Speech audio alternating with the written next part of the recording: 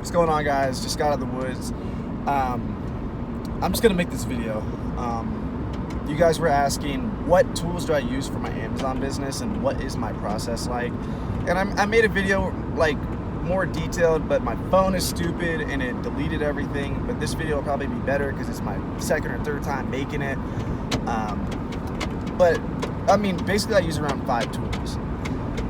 And I'm gonna walk you through the steps of what I do, and then I'll throw in the tools along the way. I'll throw in the tools. I'll throw you in the tools. That was weird. I don't know what just happened. Just had to get I had to have a moment of weirdness in order to get the video really rolling. But what I do is I go into thrift stores, scan every single book in the thrift store with my KDC scanner. Boom. KDC 200i, buy them on eBay for like 125 bucks. Don't pay over that. Mine's broken now, so maybe don't get that scanner. Maybe get another scanner. Bottom line, just you got to get a scanner. It's going to take you way too long to scan the books if you use your phone. I don't care how frugal you are. It's not a frugal choice. It's not a frugal choice not to buy the scanner because you're going to lose money, because time is money and it's going to take you way more time to scan the books. So get the scanner. All right, if you plan on doing, I don't know if you plan on doing this or if you're just interested in my process or what. So I scan the books, I get all the profitable ones. I use the apps, ScoutIQ and FBA Scan. I use both of them, and the reason why is because you only so I have scouters, I have people that go out and scan books for me, and if I can't use one subscription on 2 different phones. So both of these apps will boot you off. They will not let you do it. So I like to experiment around. Plus I know Caleb Roth is a super cool dude, and his app is more geared for books specifically. I sell more than just books, but a lot of times I only focus on books. So he's a bookseller. I'm popping my ears because I'm driving down these mountains.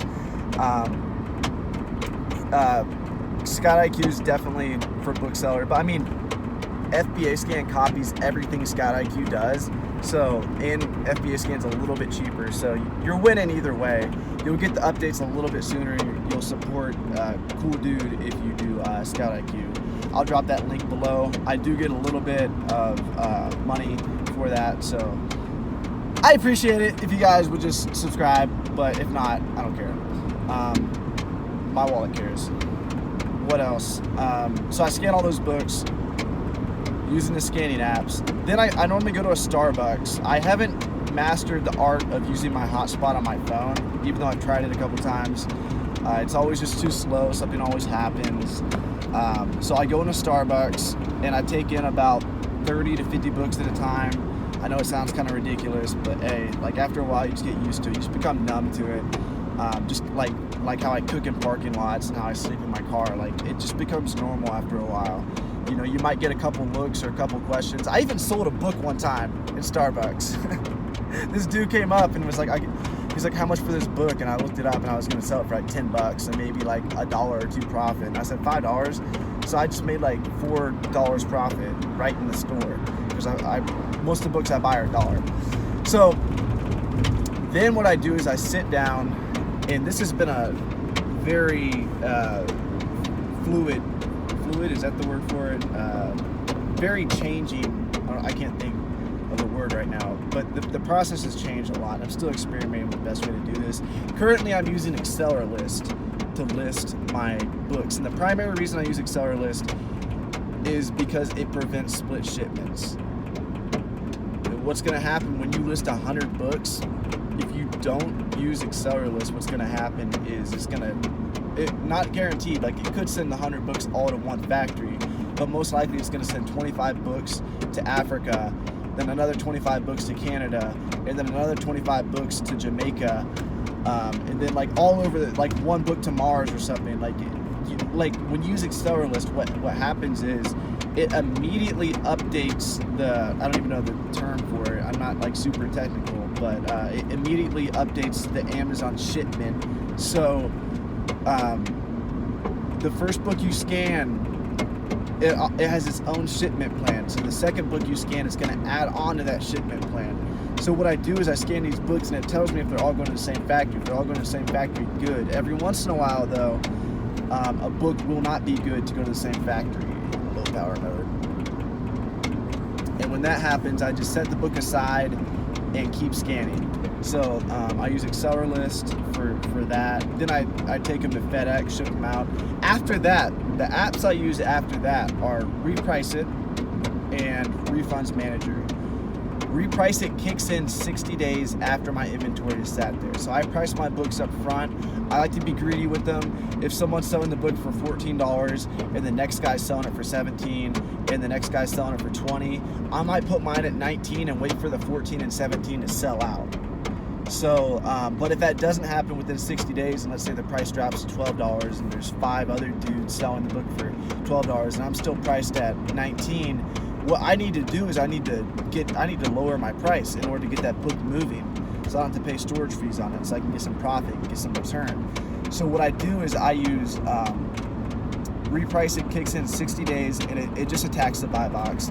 The reason why, like, if you're going to use a repricer, from my perspective, I think you should attack the buy box after a certain amount of time, because if you're pricing to only compare against FBA offers, a lot of times the system won't even catch on, because Reprice It in any third-party app, whether that's like a scouting app like FBA Scan, ScoutIQ, any repricer there is, no matter what they tell you, they only have access to the lowest 20 prices. So if there's 20 guys selling it merchant fulfilled from their house for a penny, and you're selling it for the FBA guys, which is when you ship it to the Amazon factory, which I recommend you guys do, FBA guys are selling it for $20. If there's like 40 of those guys selling it for a penny, which a lot of people do sell it for a penny, it's weird. I don't know how they make profit. But the repricer is not going to catch any of that. So if you're having your repricer only compare against FBA offers, it has no FBA offers to compare against, so it has nothing to compare against. So that's why I recommend don't do that. And then what else? Refunds Manager. I'm very passive with it. I know they take more money than other refunding apps, but Amazon owes you money for books that they destroyed for different cases. I'm not a detail-oriented guy, so I don't really care. I just know that money gets deposited in my account, and Refunds Manager takes a sum. And I would otherwise be too lazy to do that, so I don't care how much Refunds Manager takes. Like, they only take money when you make money off of Amazon refunding you. So it's a win-win for me. Like, go ahead, take my money. I don't care. Like, I don't want to have to do anything. I don't want to have to open the cases myself. I don't want to have to dispute stuff like that. I got better things to do with my life, guys and girls. I hope that helped you guys. I don't know. Let me know if you guys got any more questions, and do your own research. Don't come to me with all the book questions. Like, if you got questions about like something I might do uniquely, like a unique process, because I do live in my car, so it is a lot different. I'd prefer you guys ask questions about me living in my car. Like, that'd be a lot more fun. Because I'm no expert at Amazon, even though I do love talking about it. Reezy Resells and Caleb Roth are the guys to go to. They're both geniuses. Caleb Roth is more on the analytical side of things. I don't know why I made that voice. I'm not making fun of him, but he kind of does talk like that. And then the other guy, Reezy Resells, he's pure hustle. And I mean, you'll just see he posts so many videos. He's all over Instagram, and he's just more on like the hustle side of things. Both of them are crushing it, making tons of money, and they will explain things to you. One more thing, I use Caleb Roth's tracking spreadsheet. It gives you a ton of information, but I mean, the most important information it gives you is how much did you list it for, and how much profit are you making. Like, it just shows you your profit margins, which that's the most important thing. How much are you spending? How much are you making? Like, what are you actually making money? And it's important to track that kind of thing, because you can get overwhelmed with like shipping out hundreds and hundreds of books, and then so many of those books might be losing you money. Like, seriously, especially if you're using a repricer, you can be losing a ton of money because you don't know what that repricer's doing. That repricer can be doing all kinds of crazy things. So yeah, let me know if you guys got any more questions. If you like the video, like it. If you dislike the video, dislike it. If you want to subscribe, subscribe. If you want to follow my life journey.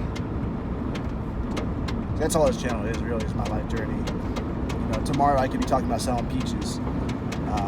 Who knows? Amazon's not forever. This car is not forever. This life jacket that I'm wearing is not forever. Remember that. Peace out, guys.